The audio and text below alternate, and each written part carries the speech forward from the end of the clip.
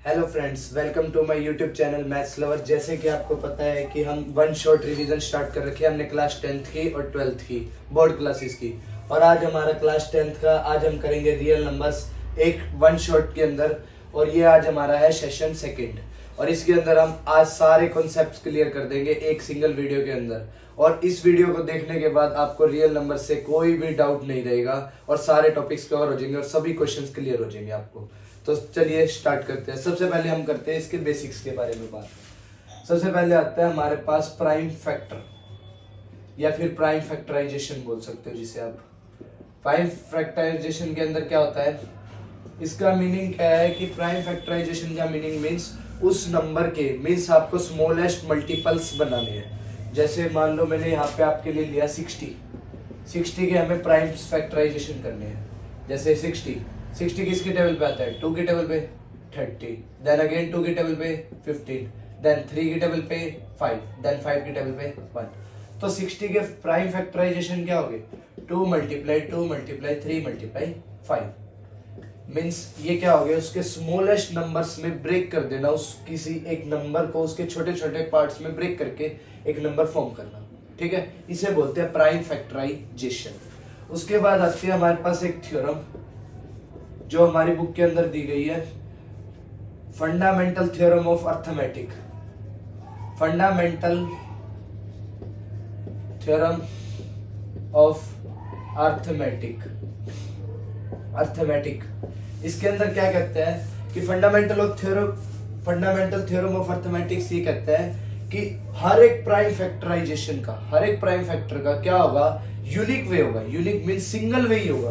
अब जैसे ये था, इसे हम सिर्फ 60 को जो इसके टुकड़े होंगे मीन्स जो पार्ट्स होंगे उन्हें सिर्फ एक ही तरीके से हम रिप्रेजेंट कर सकते हैं। आप इसे 5 मल्टीप्लाई 3 मल्टीप्लाई 2 मल्टीप्लाई 2, बट बात तो क्या है, दोनों में ही सेम है। आप 3 मल्टीप्लाई 5 कीजिए या 5 मल्टीप्लाई 3 कीजिए तो आपको दोनों केसेस में मिलेगा क्या, 15 ही मिलेगा। मीन्स हर एक नंबर के प्राइम फैक्टर जो है वो क्या है, जस्ट एक unique way. Unique means single way. उसके बाद आता है हमारे पास LCM and HCF. LCM means least common factor या कॉमन मल्टीपल, और HCF means highest common factor. अभी मैं एक आपको एग्जांपल के साथ समझाता हूं कि एचसीएफ और एलसीएम को हम कैसे फाइंड कर सकते हैं। उससे पहले सुनो, एचसीएफ इंटू एलसीएम जो होता है वो किसके बराबर होता है, प्रोडक्ट ऑफ टू नंबर्स। अब मैंने यहाँ पे लिखा आपके लिए एचसीएफ और एलसीएम समझाने के लिए, मैंने यहाँ पे ले लिया आपके लिए एक एग्जांपल 12 एंड 15। मैंने कहा 12 के प्राइम फैक्टराइजेशन क्या आएंगे, 2 मल्टीप्लाई 3 एंड 15 के क्या आएंगे, 3 मल्टीप्लाई 5। एचसीएफ मीन्स जिसका भी हमें एचसीएफ करना है दोनों नंबर्स के बीच में कॉमन क्या आ रहा है, क्योंकि क्या बोला उसने, हाईएस्ट कॉमन फैक्टर। तो यहाँ पे हमारे लिए कॉमन क्या आ रहा है, 3, तो एचसीएफ कितना हो गया, 3।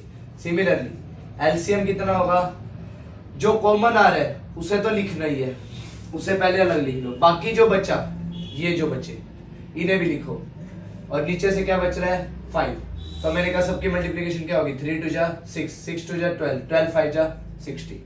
ठीक है, ये आ गया हमारा एचसीएफ और एलसीएफ। आई होप आपको कोई भी यहाँ तक डाउट नहीं होगी। अब ये जो मैंने फॉर्मूला लिखा आपके लिए, HCF multiply LCM is equal to product of two numbers, इसको अब हम वेरिफिकेशन भी कर लेते हैं। एचसीएफ इंटू एलसीएम किसके बराबर, प्रोडक्ट ऑफ टू नंबर। मैंने कहा एचसीएफ की वैल्यू कितनी, 3 एंड एलसीएम की value 60। Product of two number, product means multiplication of this two numbers, क्या है 12 एंड 15। तो मैंने कहा 63 जा कितना होता है, 180। सिमिलरली 12 15 जा कितना होता है, 180। तो बोथ क्या हो गए, वेरीफाइड।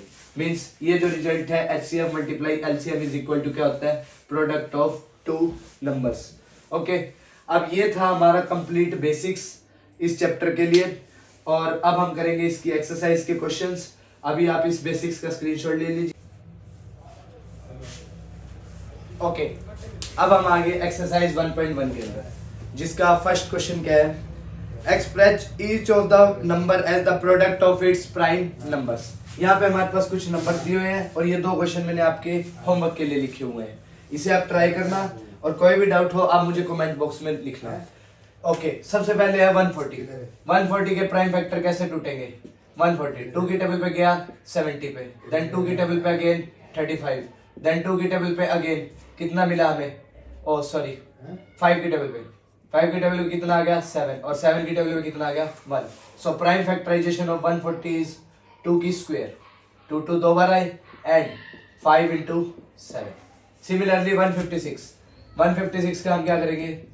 2 की टेबल पे कितना जाएगा? 7 एंड यहाँ पे हो जाएगा 8।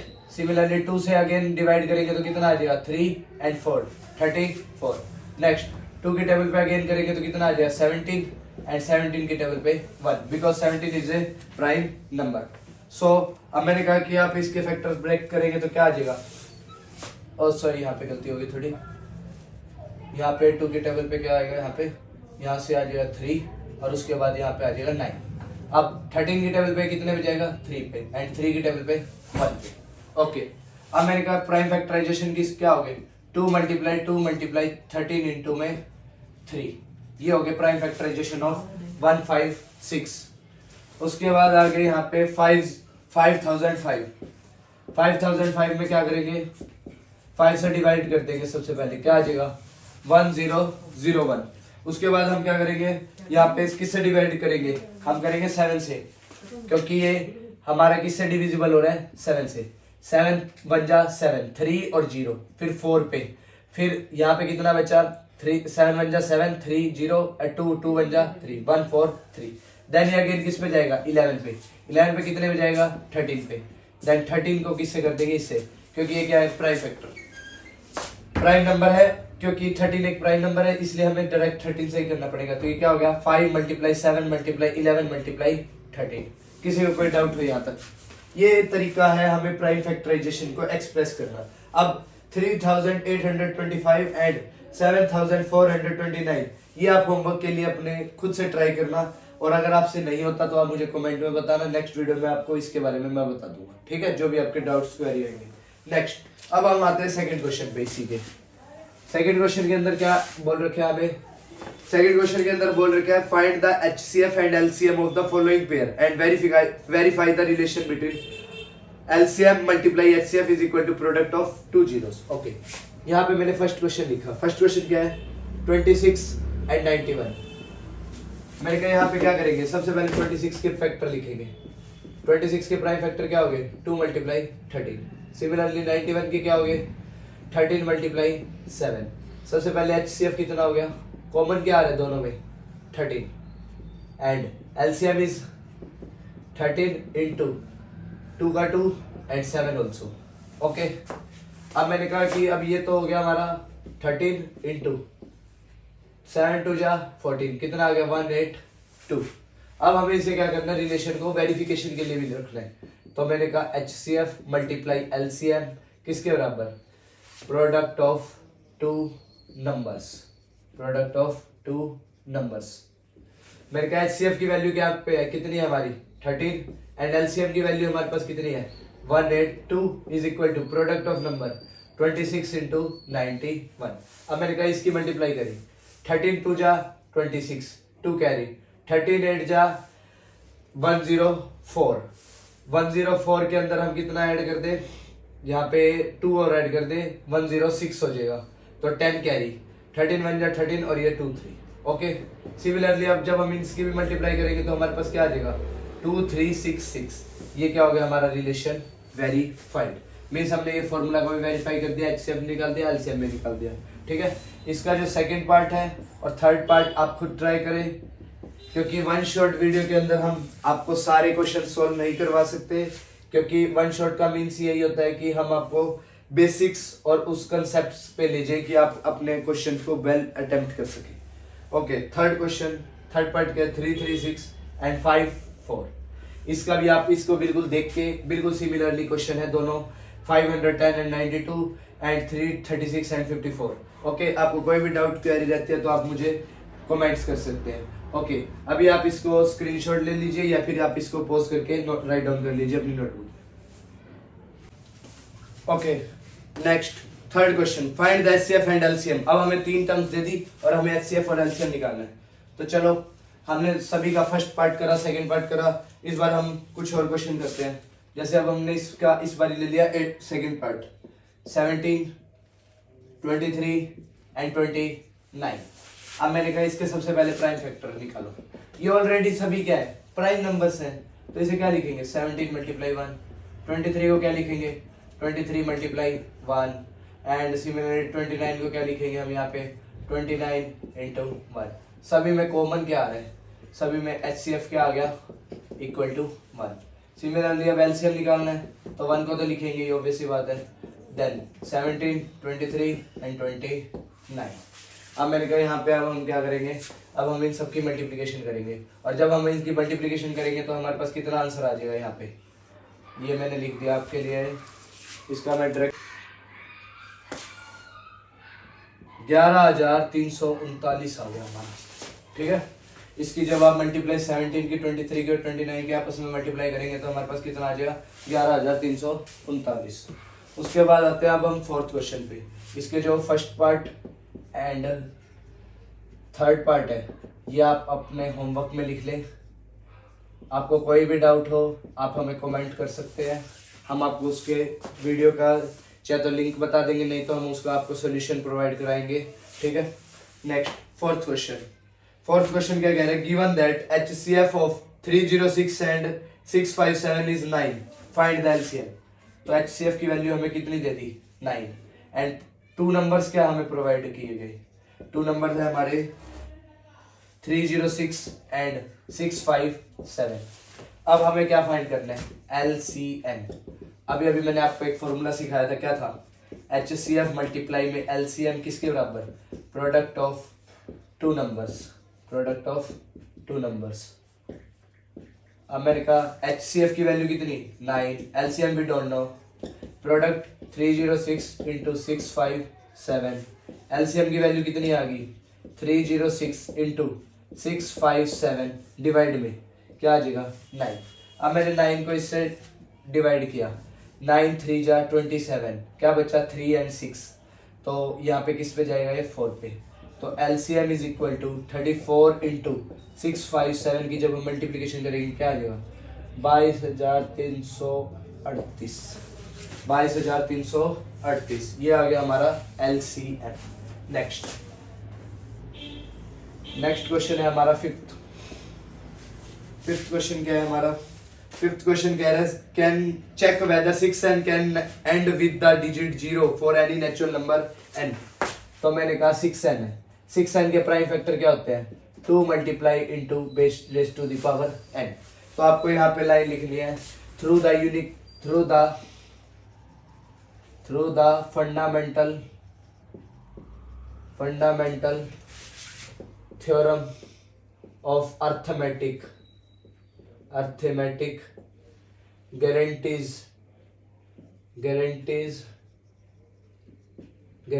that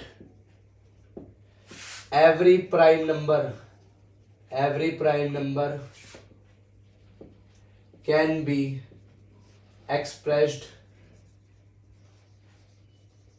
in a unique way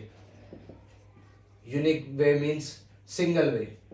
ठीक है, ये लाइन आपको लिख के आनी है वहां पे, ये जरूरी है। Fundamental of theorem of arithmetic guarantees that every prime number, हर एक प्राइम नंबर का क्या है, एक यूनिक वे है to express the its prime factors. Okay, next sixth question कह रहा है explain why 7 into 11 into 13 plus में 13, कह रहा है कि it is a composite. Similarly ये वाला मैं करूंगा, ये वाला आपके लिए रख देंगे हम, 7 multiply 6 multiply 5 multiply 4 multiply 3 multiply 2 multiply 1 plus में 5।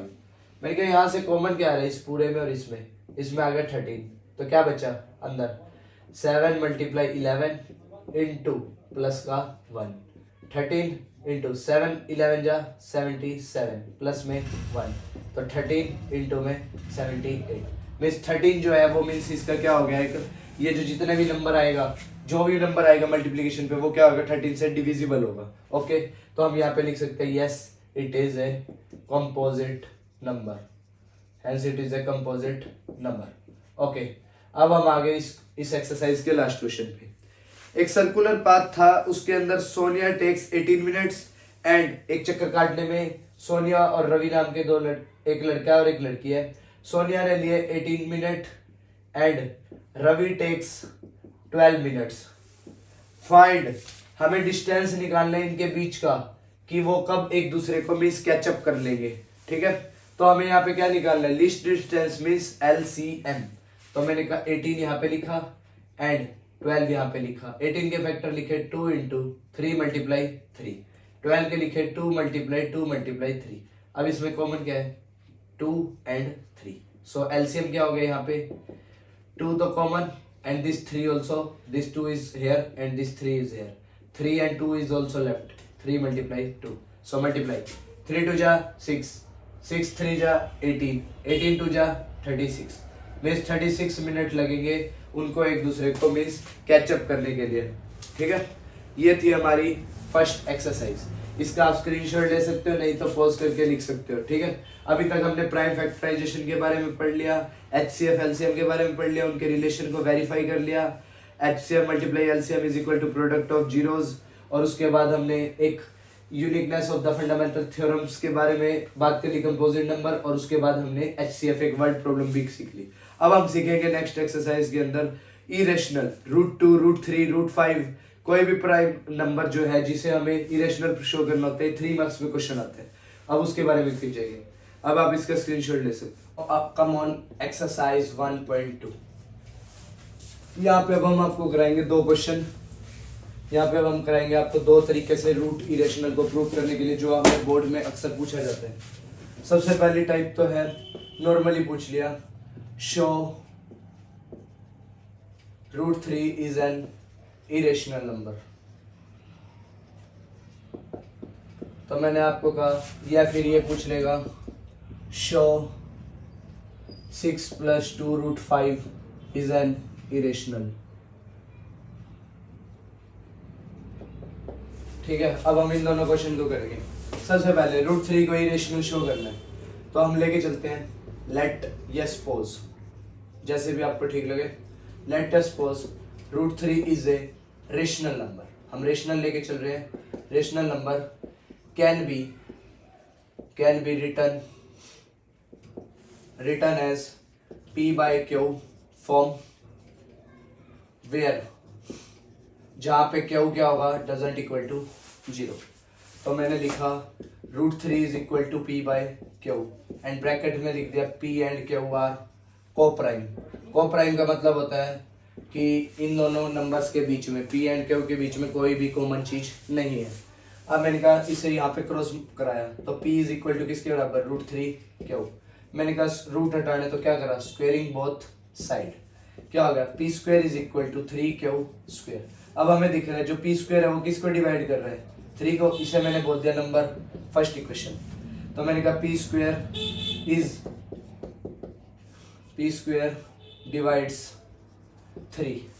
अगर P² 3 को डिवाइड कर रहा है तो P भी किसको करेगा, P भी 3 को डिवाइड करेगा। तो इसको बोल दिया मैंने सेकंड इक्वेशन। अब मैंने कहा पुट, थर्ड स्टेप में हमें क्या करना है, पुट जो यहाँ पे P है, P की जगह क्या पुट कर दो, यहाँ पे क्या है 3, हमें 3 चाहिए ना, 3 इज इक्वल टू A लिख लिया मैंने यहाँ पे, इसे बोला number 3। Put P is equal to 3A in कौन सी इक्वेशन के अंदर हम रखेंगे, in first equation. We get, हमें क्या मिलेगा जब हम इस वैल्यू को यहाँ पे रख देंगे, P² की जगह क्या लिख दिया, P² is equal to 3Q²। मैंने P की जगह क्या लिखा 3A का whole square is equal to 3Q²। मैंने कहा 3A का स्क्वायर क्या हो जाएगा 9A² is equal to 3Q²। 3 से cancel out, 3A² is equal to Q²। अब यहाँ से हमें क्या पता चला, जो Q² है वो भी किसको डिवाइड कर रहे हैं, Q² डिवाइड्स किसको डिवाइड कर रहे हैं, डिवाइड्स 3। अगर Q² 3 को डिवाइड कर रहा है तो Q भी किसको करेगा, Q ऑल्सो डिवाइड्स 3। इसे बोल दिया हमने नंबर 4 इक्वेशन। इसे क्या बोल दिया नंबर 3 बोल दो, क्योंकि हमने 3 तो लेट ही नहीं करी अभी, नंबर 3 इक्वेशन। तो हम बता सकते हैं कि जो हमारी सेकेंड इक्वेशन और थर्ड इक्वेशन है उसमें क्या हो गया, कॉन्ट्राडिक्शन आ गया। So from equation second and third this is contradiction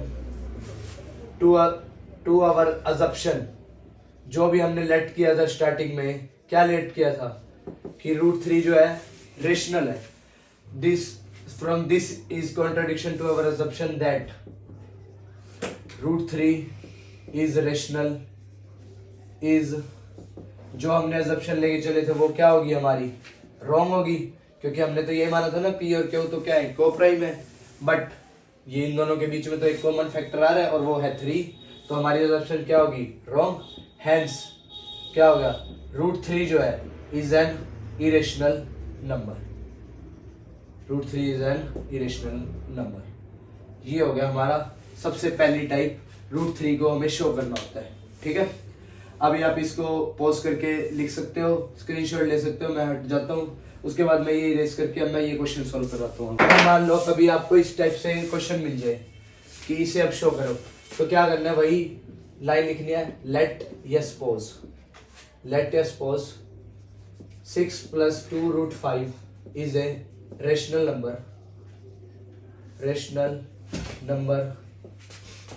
can be written as P/Q form where Q doesn't equal to 0। Okay, अब मैंने कहा इसे लिख दो 6 + 2 √5 इज इक्वल टू किसके बराबर, P/Q। यहाँ पे लिख दो P and Q are coprime, ये लाइन आपको लिख के आनी है। अब मैंने कहा यहाँ से क्या करें, 2 √5 is equal to P - Q, 6 क्या है यहाँ पे पॉजिटिव, इधर जाके नेगेटिव। अब 2 मल्टीप्लीकेशन में नीचे आके divide, √5 is equal to P/2Q minus में 6 डिवाइड में 2। अब देखो, अब हम यहाँ पे आ गए इस रिजल्ट के ऊपर। अब हमें यहाँ से दिख रहा है एज वी नो हमें क्या पता है कि जो √5 है वो क्या है, इज एन इरेशनल। अगर √5 इरेशनल है सो अगर √5 इरेशनल है तो इसके जो इक्वल है वो भी तो क्या हुआ, इरेशनल हुआ। तो मैंने लिखा P/2Q माइनस में 6/2 is also an irrational number. अगर √5 इरेशनल है तो उसके बराबर वाला भी तो क्या हुआ, irrational number. So our assumption, जो हमने अज्यूम करा था वो क्या होगी, सो आवर अजम्पशन ऑफ क्या करा था हमने, 6 + 2 √5 इज ए रेशनल, जो रेशनल मान के चले थे वो क्या होगी, रेशनल इज रॉन्ग। हमारी अजम्पशन क्या होगी, रॉन्ग।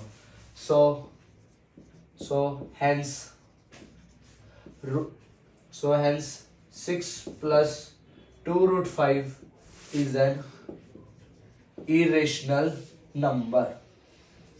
ये 2 तरीके की टाइप्स हैं जिसे मीन्स बोर्ड अक्सर पूछता है, चाहे तो √3 √5 √2 √7 इसे पूछ लेगा शो करो इसे इरेशनल, या फिर 6 + 2 √5 इरेशनल शो कर दो, कोई भी मीन्स प्लस का आ जाए, माइनस का आ जाए, डिवाइड का, मल्टीप्लिकेशन का, मीन्स इस टाइप से क्वेश्चन आ जाए। अभी आप इसे पॉज करके स्क्रीनशॉट ले सकते हो और लिख सकते हो। ये था हमारा chapter number first, real number class 10th का, और आज हमारा था सेशन सेकंड, और इसे हमने आज 1 शॉट के अंदर कंप्लीटली कर लिया है। और इस वीडियो को देखने के बाद अब आपको और कोई वीडियो देखने की जरूरत नहीं है, इसके अंदर हमने आपके सारे टॉपिक्स क्लियर कर दिए हैं। और अगर वीडियो अच्छी लगी हो तो मैथ्स लवर चैनल को सब्सक्राइब कर ले, और ऐसी रोज की वीडियोस के लिए हमारे चैनल को सब्सक्राइब करें और ज़्यादा से ज़्यादा लोगों के पास शेयर करें। Thank you and have a nice day.